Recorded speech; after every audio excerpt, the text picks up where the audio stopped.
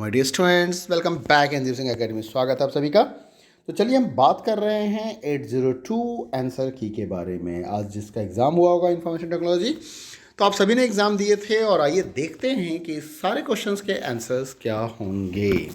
तो जैसा कि आपके पास आया था इंस्ट्रक्शन कि सेक्शन ए में टोटल 6 क्वेश्चन है, 5 के आंसर करने हैं। सेक्शन बी में 25 क्वेश्चन है जहाँ पे 20 आंसर करने थे, और सेक्शन सी में 7 क्वेश्चन थे जिसमें से 5 आपको आंसर करने थे। तो चलिए सबसे पहला देखते हैं सेक्शन ए, एम्प्लॉयबिलिटी स्किल के बेस पे क्वेश्चन है। Mohit is very creative and excellent designer, he lacks communication skills and this result in. देखिए कि अगर कम्युनिकेशन स्किल्स है कि कमी है तो उसे कई बार बातचीत करने में दिक्कत आएगी। तो उसका जो आंसर बन रहा है यहाँ पे, जो सही आंसर बन रहा है मेरे हिसाब से, वो है फ्रस्ट्रेशन। तो फ्रस्ट्रेशन इसका सही आंसर होगा। नेक्स्ट क्वेश्चन है, Ruchika is a teacher and while teaching in the class she is telling her students about the importance of listening listening attentively. Identify the incorrect options displaying the importance of listening attentively. It helps to obtain information, it helps to building relationship, it helps to resolving conflicts, break communication. तो अगर आप attentive हैं और इसने क्या कहा है, incorrect options, तो इनकरेक्ट ऑप्शंस जो यहाँ पे आपको देखने को मिल रहा है वो है आपका option number B, option number B. Next question को देखते हैं, क्वेश्चन नंबर थर्ड। क्या है question number third? Dash is a mental attitude reflecting a belief और hope can lead to positive and desirable outcomes. It helps us to achieve our dreams, continue working hard towards achieving success, and live a happy life with a positive mindset. Select the most appropriate options from the following: states, pre-planning, self-awareness, optimism. तो सही जवाब यहाँ पे आपको मिलेगा ऑप्टिज्म। जो इसका सही जवाब है वो है ऑप्शन डी, ऑप्टिमिज्म। तो नेक्स्ट क्वेश्चन देखते हैं। Mohit is under a lot of stress due to his examinations during festival season. His friend suggests some of the way to overcome stress. Which among the following is not the correct way to manage the stress? सही जवाब है इस question का never look at your accomplishment sheet, option D. बाकी सारे options भी आप देख सकते हैं जो कि करेक्ट स्टेटमेंट्स है। तो ये जो सबसे लास्ट ऑप्शन दिया गया था वो इसका सही जवाब है। इन a spreadsheet software, contents of a cell appears in dash and the cell. तो content of the cell appears in the dash and the cell. तो एड्रेस बॉक्स के अंदर में भी आपको इसका कंटेंट्स, फार्मूला वार जिसको कहते हैं, सॉरी, तो फार्मूला वार में भी आपको कंटेंट दिखाई देता है जब कभी भी आप किसी सेल के ऊपर एक्टिव सेल पे कर्सर को ले जाते हैं। तो select the correct options with respect to the spreadsheets. क्या ऑप्शंस हैं? A workbook is a spreadsheet that has one or more worksheet, ठीक है। A worksheet that has one or more worksheet that has one or more workbooks. Correct options with respect to a spreadsheet. Okay, a cell is grid of row and column. By default, data is sorted in ascending order in spreadsheets. By default, data is sorted in ascending order. तो यहाँ पे देखा जाए तो कौन कौन सा statement correct है? देखिए, workbook is a spreadsheet that has one और मोर, यानी कि जो पहला स्टेटमेंट है वो तो सही है इस जगह पे, ठीक है। पहले ऑप्शन को तो सही माना जाए। उसके बाद second option that has one और मोर, ये गलत स्टेटमेंट है, ये स्टेटमेंट गलत है। A cell is a grid of the rows and columns, intersection of row and column होना चाहिए सेल, तो ये भी गलत है हमारा। By default data is sorted in ascending order in spreadsheets, तो बाय डिफॉल्ट डेटा शॉर्टिंग हो सकती है, पॉसिबल है। तो जो सही जवाब है वो जवाब है आपका ऑप्शन सी। अब हम पहुंचते हैं सेक्शन बी के अंदर में। Answer 20 questions out of given 25 questions of subject specific skill है। यहाँ पे एम्प्लॉयबिलिटी स्किल लिखी गई है जो कि गलत है, तो इसको इग्नोर कीजिए, ये गलत चीज़ लिखा हुआ है यहाँ पे। ये सब्जेक्ट स्पेसिफिक स्किल के लिए है। Others is maintaining data of his company in the form of the files. He uses various application program to insert, delete, modify data. With time, he needs to add new application program, different users, maintain details about different areas in separate file. He faces the problem of data redundancy and data inconsistency very often. तो देखो, generally जो ये concept है database systems में तो होगा नहीं, तो ये demerits of traditional file systems है। तो यहाँ पे इसका सही जवाब है B, traditional file system. Rashid is maintaining various records in his cells in different independent files. His boss asked him to give a compiled report of his work. As all the data is stored in independent files, it becomes difficult to access information out of multiple files. He is facing the problem of, तो यहाँ पे data integrations का problem आ रहा है। जो problem है वो है डेटा इंटीग्रेशंस का, कि प्रॉपर तरीके से डेटा को इंटीग्रेट नहीं किया जा रहा है। है ना। तो ये एक समस्या इसमें देखने को मिलेगा, तो ऑप्शन ए इसका सही जवाब है। Identify the incorrect statement with respect to the DBMS, it enables creation of repository of data. ठीक है, कोई प्रॉब्लम नहीं है। There is a single repository that is accessed by the all the programs, ये भी सही स्टेटमेंट है। It helps user to create and maintain database, कोई प्रॉब्लम नहीं है। Data is accessible by only one user, sorry, data is accessible by the many users, data sharing होती है और कई सारे यूजर इसको एक्सेस कर सकते हैं, तो स्टेटमेंट डी जो है वो इनकरेक्ट है इस जगह पे। क्वेश्चन नंबर 10 पे आ जाते हैं। Mrigank works in a company, ठीक है, he identifies requirements of the end users and develop association of interact with the database, he plays a major role in a database designing, he is a, तो जो database designer होता है वो programmer नहीं होता है, उसको हम डेटाबेस एडमिनिस्ट्रेटर बोलते हैं। तो सही जवाब इस ऑप्शन का है, क्वेश्चन का है ऑप्शन सी। बढ़ते हैं अगले क्वेश्चन पे, क्वेश्चन नंबर 11 देखते हैं। Dash is a collection of raw facts which have not been processed to reveal useful, तो पहला ही ऑप्शन इसका सही जवाब हो जाएगा option A, data and information. तो 11th का जो आंसर आएगा वो आएगा answer A.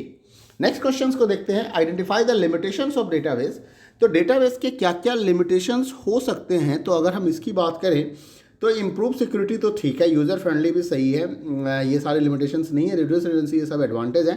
Security and recovery overheads जो हैं वो इसका एक लिमिटेशंस में आता है कि यहाँ पे थोड़ी सी समस्या रहती है कि किस लेवल तक सिक्योरिटी या रिकवरी आपको मिलेंगे, तो एक ओवरहेड्स यहाँ पे बढ़ते हैं।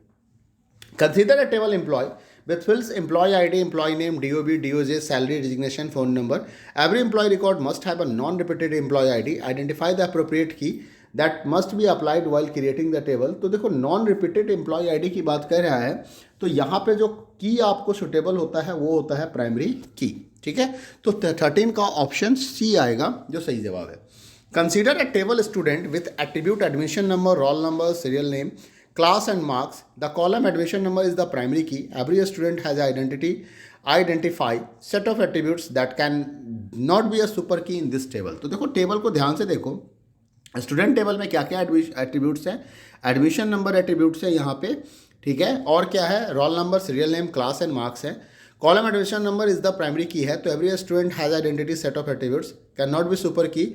ऑप्शन है एडमिशन नंबर, एस नेम, और आपके पास एडमिशन नंबर, क्लास, मार्क्स। तो यहाँ पे सुपर की का जब कंसेप्ट आ गया तो जो ऑप्शन सी लग रहा है, क्लास एंड मार्क्स, वो मुझे यहाँ पे सही दिख रहा है। ठीक है, तो क्या क्वेश्चंस था, identify set of attributes that can not be super की, तो कैन नॉट बी सुपर की कह रहा है, तो ये हमारा क्लास एंड मार्क्स ही होगा, क्योंकि एडमिशन नंबर जहाँ लगा हुआ है वो हमारा सुपर की है।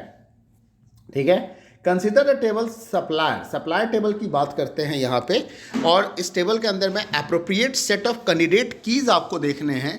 तो आप देखो यहाँ पे कॉलम SD है, SID है, एक्चुअली मुझे लगता है मिसप्रिंटिंग कई सारे जगह पे दिख रहे हैं। सप्लायर नेम भी है, सिटी भी है, उसके बाद आपके पास फ़ोन नंबर और कंपनी स्टेटस है। अब इसके अंदर के अगर आप डेटा को ध्यान से देखिएगा तो आपको दिखेगा कि दो कॉलम ऐसे हैं जिसकी वैल्यू डुप्लीकेट नहीं है, जिसमें सारे रिकॉर्ड, सारे वैल्यू यूनिक दिख रहे हैं। एक तो फ़ोन नंबर में, एक SID में। तो कैंडिडेट की किसको कहते हैं, मतलब वो कॉलम जो प्राइमरी की बन सकता है।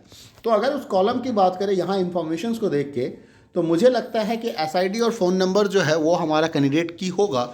उसके हिसाब से ऑप्शन डी जो है वो सही बनता है इस जगह पे। नेक्स्ट क्वेश्चन नंबर 6 को देखते हैं। Parineeti wants to remove all the records from the table customer with the field customer ID, CNAME, amount, dues and address. उस dues status is clear. Select the query, solve the problem. तो delete star from, delete के साथ star use नहीं होता है। Remove कोई command है नहीं हमारे पास अभी डिलीट करने के लिए। ड्रॉप कस्टमर से टेबल, ड्रॉप टेबल या ड्रॉप डेटाबेस हो सकते हैं, तो ये भी गलत है। तो जो सबसे आखिरी ऑप्शन आपको दिख रहा है ऑप्शन डी, वो आपका सही जवाब है, delete from customer where dues equal to clear.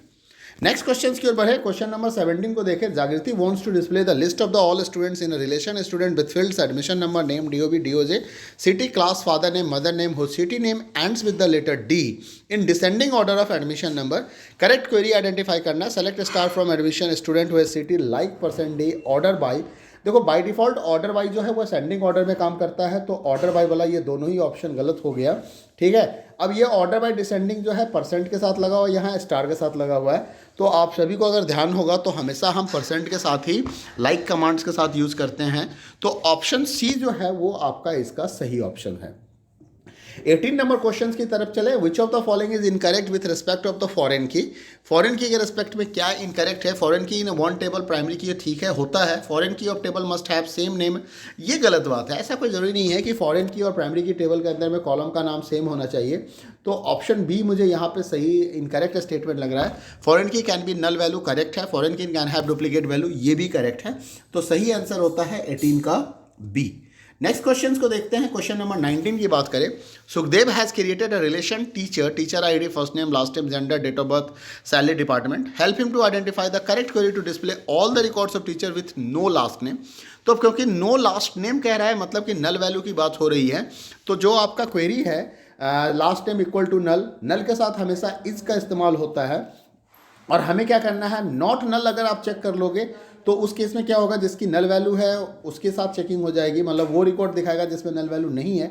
और हमें तो वो रिकॉर्ड देखना है जिसके अंदर में लास्ट नेम दिया ही नहीं गया है। तो ऑप्शन सी की क्वेरी को ध्यान से देखिए, ये बिल्कुल सही स्टेटमेंट है। तो ऑप्शन सी यहाँ पे सही जवाब है।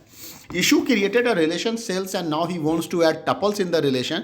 एक रो ऐड करना चाहती है वो। Identify the type of the command. तो देखो, रिकॉर्ड इंसर्ट करने के लिए हमें इंसर्ट कमांड यूज करना होता है, और इंसर्ट जो है वो हमारा डीएमएल कमांड है। तो 20 का ऑप्शन बी, यानी कि ऑप्शन बी जो है वो यहाँ पे आपका बिल्कुल सही जवाब है। तो चलिए नेक्स्ट क्वेश्चन की ओर चलते हैं। Question number 21, consider travel flights with the flight ID, start, destination, seat. चलो ठीक है। Select the command to find average price of all the flights from source Delhi to destination. Average price के लिए हमें एवीजी फंक्शन यूज करना होगा। तो दो जगह पे एवरेज लिखा हुआ है इसके अंदर में, तो एवरेज तो खैर बिल्कुल नहीं होगा। अब इसका सही जवाब जो है वो ऑप्शन सी के अंदर हमें वो क्वेरी दिख रही है, और क्वेरी है select average cost from flights where start Delhi and destination Mangalore. Next question की ओर बढ़ते हैं। क्वेश्चन नंबर 22 की बात करते हैं। While booking on air flight reservation site, it's asked to create a profile with a username and password. This feature ensure, अब इससे क्या होगा, मतलब आपसे यूजर आईडी या पासवर्ड अगर पूछ रहा है तो क्या है, ये रिजर्वेशन कंफर्म थोड़ी कर रहा है या सर्विस कंफर्म नहीं कर रहा है। ये हमें क्या दे रहा है, ये हमें सिक्योरिटी फीचर्स की बात कर रहा है। तो जो ऑप्शन बी है वो बिल्कुल सही जवाब है। मोस्ट ऑफ द स्टूडेंट्स हम, मुझे लगता है इसका आंसर सही किया होगा। After railway ticket has been booked online, आपने टिकट को ऑनलाइन बुक किया है, ध्यान रखिएगा, बुक कहाँ किया है, ऑनलाइन किया है। तो customer receive a copy of the ticket, मतलब आपको एक कॉपी मिलेगी। तो कौन सा करेक्ट ऑप्शन है जिसके थ्रू आपको कॉपी मिलती है? तो जब अगर आपने ऑनलाइन IRCTC के थ्रू टिकट बुक किया है तो डेफिनेटली है उस टिकट की मेल आपको आई होगी। तो 23 का अगर आप ध्यान से देखिएगा तो ऑप्शन ए यहाँ पे सही लग रहा है मुझे। तो ऑप्शन कौन सा है, copy of ticket is receive through email. Next question को देखते हैं। Question number 24, for online booking of train ticket using the Indian railway catering and tourism online portal, identify the website of the IRCTC portal. तो मुझे नहीं लगता है कि आप में से किसी ने इस क्वेश्चन का गलत जवाब दिया होगा। जो IRCTC पोर्टल है वो irctc.co.in के नाम से होती है। एक बार गूगल करके भी आप देख लेना इसका। मेरे हिसाब से इसका आंसर डी होना चाहिए, ठीक है। irctc.co.in, हो सकता है कि आपने gov.in पे टिक लगाया हो, क्योंकि एक कन्फ्यूजन बन सकता है लोगों के लिए कि IRCTC का जो वेबसाइट है वो क्या है, co.in है या gov.in है। लेकिन मैं आपको बता दूं ये co.in ही होती है, ठीक है। नेक्स्ट क्वेश्चन को देखते हैं कि अगला क्वेश्चन क्या है हमारे सामने। क्वेश्चन नंबर 25 की बात करें कि ई कॉमर्स फॉर और इलेक्ट्रॉनिक गवर्नमेंट्स, ई गवर्नमेंट्स और electronic governments is the use of electronic, that is the information and communication technology tools for governments bye the government for the citizen, which of the following statement is wrong. अब यहाँ पे क्या गलत statement है ये आपको identify करना है। तो सबसे पहला ऑप्शन जो आपको दिख रहा है, ICT tools include the internet, local area network, mobile, ठीक है, सही स्टेटमेंट है। Use of ICT facilities providing access to information for the citizen by the government, सही है। Government has set up ICT enable services like registration of birth, date of certificate, बिल्कुल सही है। It enable citizen to access information directly after paying money to a middle man और a tout. नहीं, middle man की क्या जरूरत है, जब आप ऑनलाइन में बात कर रहे हैं तो डायरेक्ट आप गवर्नमेंट से जुड़ते हैं। यहाँ कोई मिडिल मैन नहीं आता है। मिडिल मैन दलाल का काम जो होता है वो नॉर्मल सिस्टम में होता है, ऑफलाइन मोड में होता है। द टर्म डिस्निक, अब डिस्निक स्टैंड्स फॉर, ये डिस्निक क्या टर्म है, तो इसका स्टैंड्स फॉर फुल फॉर्म आपको बताना है। तो देखिए, जो पहला distributed information system of national नहीं, district information system of the national informatics centre होता है इसका फुल फॉर्म। तो सही जवाब है यहाँ पे ऑप्शन बी। जो सही जवाब क्या है, ऑप्शन बी। नेक्स्ट क्वेश्चन को देखते हैं। In India the main trust for the E governments was provided by launching of the NIC net in 1987। It is अब NIC नेट क्या था जो 1987 में लॉन्च किया गया था, तो तो ये national satellite based computer network है, NIC नेट जिसको हम कहते हैं। ठीक है, इसके बाद मतलब ऑप्शन सी यहाँ पे सही जवाब है। 28 क्वेश्चंस पे चलते हैं। In online tutoring the students and the teachers are at physically different location connected to each other via internet, seeing very less attendance in online classes. Daya wants to promote learning among his students during pandemic and increase the participation of his students in online tutorial classes. Identify which one of the following is not an advantage of online tutorial. It provides freedom to the learner to learn at their convenient location. ठीक है, not advantage की बात कर रहा है question number 28 में।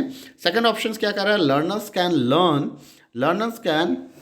learn at their own pace of learning. ठीक है, audio and video enriched tutorials make it more interesting. ठीक है, online tutorials can be attended even without internet connection. अब आप ट्यूशन ऑनलाइन लोगे और इंटरनेट नहीं रखोगे तो कैसे ज्वाइन करोगे क्लास को, तो यहाँ पे इंटरनेट की रिक्वायरमेंट होती है। Learning the benefits of the online teaching, Mohit next question 29 की बात कर रहे हैं। मोहित डॉर्बी searches for the educational website, help him to identify the non educational websites from the given list. अब यूडेसिटी है, कोर्सेरा है, ये भी है, W3 स्कूल्स है, तो इसमें आपको क्या आइडेंटिफाई करना है, आइडेंटिफाई करना है जो कि नॉन एजुकेशनल साइट हैं। तो यहाँ पे ये भी जो लग रहा है वो मुझे, क्योंकि कोर्सेरा, यूडेसी और W3 स्कूल ये सारे पॉपुलर साइट्स हैं और ये सारे क्या हैं, ये सारे एजुकेशनल साइट्स हैं। तो ऑप्शन सी यहाँ पे सही जवाब है। Government of India has taken a lot of initiative to promote online services for the convenience of the citizens. Different methods to make online payments by different websites are given below. ठीक है, lot of identify the option that does not provide online payment. अब इसमें कौन सा online payment की facility आपको नहीं मिलती है, तो ऑनलाइन पेमेंट का अगर देखा जाए तो बड़ा इजी क्वेश्चन दिया गया है। इस क्वेश्चन को तो बहुत इजीली आपने सॉल्व कर दिया होगा। कैश ऑन डिलीवरी, ये कौन सा ऑनलाइन पेमेंट है, नेट बैंकिंग ऑनलाइन है, क्रेडिट कार्ड ऑनलाइन है, डेबिट कार्ड ऑनलाइन हो सकता है। कैश ऑन डिलीवरी का कोई ऑनलाइन पेमेंट का ऑप्शन नहीं है यहाँ पे, ये तो मतलब ऑफलाइन में मोड में चला गया। ठीक है। Naman studies in a government school and is very intelligent child. He is preparing for examinations. He noticed that he lost his prescribed textbook due to renovations work at his home. Help him to identify the website from where he can download his NCERT book. तो NCERT की websites आपको बतानी है। तो देखो NCERT की websites क्या है, ये आप सभी को पता होगा, ncert.nic.in। ठीक है, तो ये हमारा ऑप्शन बी यहाँ पे सही जवाब है। चलते हैं section C, competitive based questions हैं। Answer 5 questions given on the 7 question. अब एक टेबल्स दिया गया है, PID, product name, price, quantity, ROL, brand दिया गया है, सप्लायर दिया हुआ है, supplier ID, PID, SNAME and city दिया हुआ है यहाँ पे। तो यहाँ भी PID है और ऊपर भी PID है, ध्यान रखिएगा इस चीज़ का। तो एक प्राइमरी की और एक फॉरेन की बनेगा यहाँ पे। Select the appropriate options to display the average price of product less than 500। अब लेस देन 500 में हमें क्या दिखाना है, क्या है ये, एक मिनट, प्राइस हमारा यहाँ पे सिर्फ 500 आ गया। appropriate of display average price of product less than 500. Select product name comma average price from product group by product name where average price less than 500. ठीक है, और नेक्स्ट क्वेश्चंस क्या है, नेक्स्ट क्वेश्चंस है हमारा यहाँ पे, नेक्स्ट ऑप्शंस देखते हैं। Select product name average price from product group by product name having average price less than equal to 500। ठीक है, select product name average price from product group by product name having average price less than 500. Select product name average price from product group by product name where price less than 500. अब इस questions को ज़रा सा समझिए कि questions आपसे ये कह रही है कि आपको एवरेज प्राइस दिखाना है जिस प्रोडक्ट का average price of product less than 500, मतलब उन सारे प्रोडक्ट का एवरेज प्राइस दिखाना है जिसका कि एवरेज प्राइस लेस देन 500 होगा। तो यहाँ पे क्या हो गया, ग्रुपिंग करने से क्या हो गया, रिकॉर्ड्स ग्रुप हो जाएगा प्रोडक्ट के बेसिस पे। और यहाँ पे क्वेरी में जो ऑप्शन सी दिख रहा है वो मुझे एकदम सही क्वेरी लग रही है। यहाँ पे प्रोडक्ट नेम के साथ आपने एवरेज प्राइस दिखा दिया, ठीक है, और आपने ग्रुपिंग कर दिया प्रोडक्ट के नाम से। और कंडीशन देखिए, ग्रुप के ऊपर जब कंडीशन लगता है ना तो हैविंग क्लॉज के साथ कंडीशंस लगता है। अच्छा, अब आप कह सकते हो कि सर ऑप्शन बी क्यों नहीं सही होगा, तो ऑप्शन सी और ऑप्शन बी में जो डिफरेंस है वो इक्वल टू साइन का डिफरेंस है। यहाँ पे इक्वल टू का साइन आया हुआ है, लेस देन इक्वल टू है, जबकि कंडीशंस कह रहा है सिर्फ लेस देन 500 चाहिए। ठीक है, तो आंसर क्या बनेगा इसका, आंसर सी बनेगा। अब इस क्वेश्चंस को मैं ठीक से देख नहीं पा रहा हूँ। Consider the table product in question number 33, actually ये क्वेश्चन 32 होना चाहिए था। एंड सेलेक्ट द कोई display records of the P11, P101, P122, P122। ठीक है, ठीक है, क्वेश्चन नंबर 32 होना चाहिए। And belongs to either Delhi और लखनऊ। तो ठीक है, मतलब display the records of this and this belongs to either Delhi और लखनऊ, मतलब P100 111 में 111 और 123, तो P100 111 और 123 हमारे पास एक रिकॉर्ड है और इसका नाम हो गया प्रोडक्ट कीबोर्ड माउस। और यहाँ से हमें क्या मिलेगा, इसकी सिटी मिलेगी।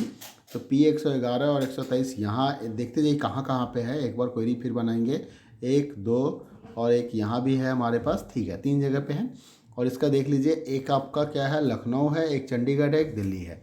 तो क्वेश्चंस ये कह रहा है कि वो रिकॉर्ड दिखाओ, या तो लखनऊ से होता है या दिल्ली से होता है, रिकॉर्ड्स होना चाहिए। चलिए तो अब देखते हैं, select star from product, question number 33, select star from product where PID in, ठीक है PID इन हो गया, कंडीशन लग गया कि भाई इसमें से होना चाहिए और सिटी इन ये होना चाहिए, ठीक है। Select star from product having PID in this and city in Delhi and Lucknow. तो select star from product having, अब हैविंग क्लॉज ये गलत हो गया यहाँ पे बी में, पहला ही ऑप्शन सही है, बाकी सारे को देख लेते हैं। Select star from product where, star from product where PID in this and city in this, group by city, grouping करने का कोई मतलब नहीं था यहाँ पे क्योंकि हम तो सिंपल क्वेरी, अच्छा PID select star from product. अच्छा एक चीज़ बताओ, ये PID तो यहाँ पे दे दिया और सर्च कहाँ से कर रहा है, प्रोडक्ट टेबल से और सप्लायर टेबल से, हमें इसमें डिटेल क्या दिखानी थी, select the query to display the records of this and belongs to either Delhi और लखनऊ। तो दिल्ली और लखनऊ के लिए, तो दिल्ली तो सिटी हमें यहाँ मिलेगा, सप्लायर ID में मिलेगा और प्रोडक्ट हमें यहाँ मिलेगा। तो 2 टेबल बेस्ड क्वेरी है ये, क्वेरी हमारा 2 टेबल बेस्ड है। और यहाँ पे इन्होंने जितने भी कमांड लिखे हैं, जितने भी क्वेरी दिए हैं, वो सारे इन्होंने सिंगल टेबल बेस्ड में दिए हैं। तो ये सारी की सारी क्वेरी गलत लग रही है मुझे, एक भी क्वेरी यहाँ पे सही नहीं है क्योंकि सिटी और रिकॉर्ड्स की मैचिंग होनी है, जो मैच यहाँ पे हो नहीं पा रहा है, ठीक है। देखो ये 2 टेबल बेस्ड क्वेरी है, अगर क्वेश्चंस को ध्यान से देखिएगा तो यहाँ पे क्वेरी प्रोडक्ट ID, अब ये कंपेयर करना होगा ना कि भाई सिटी हमें पता कैसे चलेगा कि दिल्ली या भोपाल से है, प्रोडक्ट वाले इन्फॉर्मेशन में तो कहीं सिटी तो है ही नहीं, सिटी नाम का कोई कॉलम है ही नहीं प्रोडक्ट वाले में, और सप्लाई में है तो सप्लायर के साथ इसकी मैचिंग होनी चाहिए थी, है ना। तो सेलेक्ट यहाँ पे क्या होगा, सेलेक्ट यहाँ पे PID हो गया, जो भी डिटेल दिखाना था आपको, select PID, product name, price, जो भी दिखाना था। उसके बाद फ्रॉम में यहाँ पे प्रोडक्ट कॉमा सप्लायर आना था। उसके बाद आपको यहाँ पे लिखना था where product dot PID is equal to supplier dot PID, ठीक है। तो एक कंडीशन तो ये चलता, उसके बाद इसमें ये हो जाता एंड, ठीक है, एंड करके यहाँ पे आप लगाते PID इन, मतलब प्रोडक्ट डॉट PID जो भी है वेयर प्रोडक्ट, ठीक है, PID in this and city in this, फिर ये कंडीशन चलता वहाँ पे। तो ये चीज़ है, तो ये क्वेरी ही गलत है, मतलब जो क्वेश्चन नंबर 33 है इसमें कोई भी आंसर सही नहीं माना जाएगा मेरे हिसाब से, क्योंकि यह 2 टेबल बेस्ड क्वेरी है। तो बढ़ते हैं अगले क्वेश्चन पे, क्वेश्चन नंबर 34 पे। Consider the table supplier in question number 30, consider the table supply, ये क्वेश्चन 33 क्यों लिख रहे हैं, ये 32 में दिया गया था। खैर चलिए, select the appropriate query to display the supplier name and product name. Yes, अब आप यहाँ देख सकते हो कि यहाँ पे इन्होंने 2 टेबल बेस्ड क्वेरी लिखा है, यहाँ पे इन्होंने लिखा है। तो क्या कह रहा है ये क्या दिखाने के लिए कह रहा है कि consider the table supplier in question number 33 and select the appropriate query to display the supplier name and product name for all the details. तो select supplier ID comma product name from this, select supplier ID supplier name, इसको क्या देखना था, इसको देखना था supplier name and product name. तो पहला 2 ऑप्शन तो इसलिए गलत हो गया कि इन्होंने सप्लायर ID दिखा दिया, अरे सप्लायर नेम दिखाना है भैया, तो select supplier name and product name, तो ये ऑप्शन सही है। तीसरे में भी देख सकते हो कि PID इन्होंने लिखा हुआ है ना। तो select the supplier name product name from product P supplier S, ये इसको 2 टेबल्स क्वेरी बोलते हैं, where P dot PID is equal to S dot PID है, जहाँ पे प्रोडक्ट P और सप्लायर S में P और S जो है वो एलियास हो जाएगा प्रोडक्ट और सप्लायर टेबल का। तो जो आपका थर्ड क्वेरी है सिर्फ वही सही है, और क्योंकि सिर्फ थर्ड क्वेरी सही है इसलिए ऑप्शंस क्या बनेगा, यहाँ पे ऑप्शन बनेगा ऑप्शन C। क्या बनेगा ऑप्शन C बनेगा। बढ़ते हैं अगले क्वेश्चंस में, क्वेश्चन नंबर 35 की बात करते हैं। Consider the table product and give appropriate command to change the data type of the column PID from char 20 to varchar 20।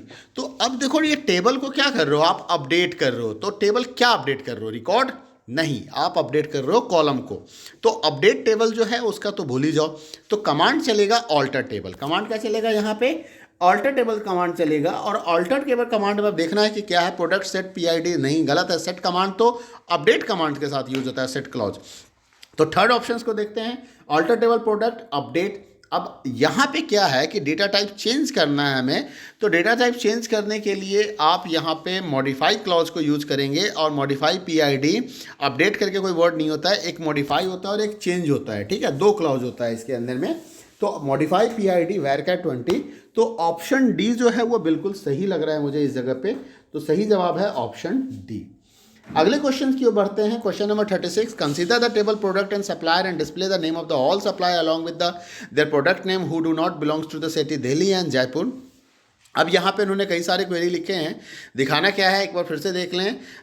Table product और सप्लायर से display name of the all supplier, मतलब यहाँ भी supplier का नाम दिखाना है और प्रोडक्ट का नाम दिखाना है, और उस सप्लायर का दिखाना है जो दिल्ली और जयपुर सिटी से बिलोंग नहीं करते हैं, तो नॉट इन हो जाएगा, ठीक है। चलो, तो supplier name, product name from P, supplier S, PID and city इन। तो देखिए पहला तो ऑप्शन इसलिए गलत है क्योंकि इन्होंने सिटी इन कह दिया है और ये डू नॉट बिलोंग टू कह रहे हैं, तो इसलिए जो पहला क्वेरी है वो गलत हो गया। दूसरे क्वेरी की तरफ बढ़ें। Select S name, product name from product P, supplier S, बाकी ठीक है, PID हो गया, SPID हो गया, and city not in Delhi Jaipur कह रहा है, तो ये मुझे सही लग रहा है। अगले क्वेरी को भी देख लें। Select S name, product name, okay, from product P, supplier S, where P.PID, supplier.A and CT not equal to this and CT not equal to this, ठीक है। जयपुर, यहाँ पे सेमी कॉलन मिसिंग लग रहा है, हर एक क्वेरी के अंदर में इन्होंने सेमी कॉलन नहीं दिया है, लीगली तो सारे गलत लग रहे हैं मुझे, बट कोई बात नहीं, चलो इसको सही मानते हैं, है ना। सेमी कॉलन को हम इग्नोर कर देते हैं, मान लेते हैं कि ये क्वेरी ओरेकल के अंदर की गई होगी, तो कोई बात नहीं है इसके लिए। क्वेश्चन नंबर 36 तो देख लें। उसके बाद क्वेश्चन फोर्थ ऑप्शंस को देखें। S name, product P, supplier S, where city, ये तो खैर गलत है। तो मेरे हिसाब से दो क्वेरी मुझे यहाँ पे सही दिख रहे हैं, और वो है ऑप्शन 2 एंड ऑप्शन 3, और वो दो क्वेरी सही हमारा ऑप्शन बी के अंदर में दिया गया है। तो मतलब क्वेरी 2 और क्वेरी 3 हमारा सही माना जाएगा इस क्वेश्चन नंबर 36 में। आई थिंक हम लास्ट क्वेश्चंस की ओर हैं। नहीं, अभी लास्ट क्वेश्चन नहीं है, दो क्वेश्चंस और हैं। 37 नंबर क्वेश्चंस में कह रहा है कि wide range of online internet services are being provided by the many companies this days, identify the categories of the following online system. Category X है application that require financial online transaction, category Y है application that provide information allow interaction. अब यहाँ पे online services क्या है, ये क्या कह रहा है, अच्छा दो कैटेगरी में है, online education system, e governance, online tutorial, bill payments and test. अब आपको क्या करना है, select the appropriate options from the following. अब इसमें एक्स के अंदर में ये कह रहा है, एक्स के अंदर में इसने कहा है कि 1 और 2, तो 1 और 2 application that require financial online transaction, तो ऑनलाइन एजुकेशन में हमें फाइनेंशियल ट्रांजेक्शन करना पड़ता है, और ई गवर्नेंस में भी हमें फाइनेंशियल ट्रांजेक्शन करना हो सकता है। गवर्नमेंट्स में पेमेंट तो हम करते हैं, लेकिन ई गवर्नेंस में कई बार हम इन्फॉर्मेशन भी लेते हैं, तो मेरे हिसाब से इसको फाइनेंशियल ट्रांजेक्शन में ना रखें तो ज़्यादा अच्छा है, क्योंकि ई गवर्नेंस क्या है, गवर्नमेंट द्वारा इन्फॉर्मेशन प्रोवाइड करने की एक फैसिलिटी है। चलो देखते हैं। ऑनलाइन ट्यूटोरियल में तो हमारा क्या इन्फॉर्मेशन होता है, इंट्रैक्शन होता है। बिल पेमेंट्स में यहाँ तो बिल पेमेंट कर ही रहे, तो फाइनेंशियल ट्रांजैक्शन तो 100% हो रहा है यहाँ पे, है ना। तो अब क्या बचा हमारे पास, नेक्स्ट देख लो। टेस्ट में कोई फाइनेंशियल ट्रांजैक्शन की बात नहीं होनी चाहिए, नॉर्मली इन्फॉर्मेशन शेयरिंग की बात होगी। तो x का 1 2 हो गया, y में 3 4 5, तो पहला ऑप्शन तो गलत हो गया क्योंकि 4 में बिल पेमेंट हो रहा है। सेकंड ऑप्शंस में देखें 1 और 4 ये ठीक है, बिल पेमेंट है, यहाँ पे ट्रांजैक्शन है। एंड y में हमारा हो गया सेकंड थर्ड फोर्थ, मुझे ये सेकंड थर्ड फिफ्थ, मुझे ये ठीक लग रहा है। चलिए सी ऑप्शंस को देख लें। इसमें कहता है सेकंड थर्ड और fifth. Second third online tutorial में कोई पेमेंट की बात नहीं कर सकते हैं, ट्यूशन की बात हो रही है, ट्यूटोरियल हो रहा है, पेमेंट तो है लेकिन नॉर्मली नहीं है। चलो वाई में क्या है 1 और 4, तो फोर्थ बिल पेमेंट है। थर्ड और डी ऑप्शन कहता है 1 2 3, तो 1 2 3 तो 3, तो मुझे सरप्राइज हो गया वाई। तो फाइनली अगर देखा जाए तो जो ऑप्शन बी है वो 100% यहाँ पे मुझे करेक्ट दिख रहा है। नेक्स्ट क्वेश्चन है, लास्ट क्वेश्चन है इस पेपर का। This portal is a 1 point source to access all Indian government website at all levels and from all sectors. It includes sites of the different states and union territories of India, sites of government departments like judiciary and legislature. It also provides information about the various sectors like education and agriculture. Identify the above web portal. Okay from the following, तो GOI government of India directory.nic.in, तो जो सही option है वो है option C. तो ये रहा आपका एक आंसर की इस IT क्लास 12 पेपर 802 कोड का, जिसका एग्ज़ाम आज ही हुआ था। ठीक है, तो उम्मीद करता हूँ कि ये वीडियो आपके लिए काफ़ी फ़ायदेमंद होगा, और आप इस वीडियो की मदद से आप ये चेक कर सकते हैं कि आपने कितने सही जवाब दिए हैं, कितने गलत जवाब दिए हैं। मिलते हैं अगले वीडियो में फिर कुछ नई इन्फॉर्मेशन के साथ। तब तक के लिए अपना ख्याल रखिए। Bye bye, take care, all the best.